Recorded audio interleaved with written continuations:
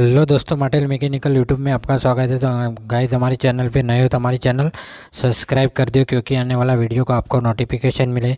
तो गाइस देखिए, आज का इस वीडियो में मैं ये बात करने वाला हूँ टाइमिंग चेन का जो गाइड रबर आता है, और इस रबर के बारे में आपको मैं जानकारी देने वाला हूँ। तो गाइस देखिए, ये उसका गाइड रबर है, देखिए।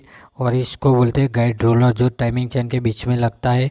तो गाइस देखिए, ये पुराना रोलर है। तो आपको ये जो बोल्ट है वो इस तरह चेक कर लेना चाहिए, क्योंकि कहीं उसका रोलर में बोल्ट नहीं लगता, इसीलिए उसकी टाइमिंग चेन बीच में चली जाती है और उसका साउंड आता है। इसीलिए देखिए, ये उसका न्यू रोलर है, और इस रोलर को देखिए इस तरह, देखिए ये बोल्ट नहीं जाता।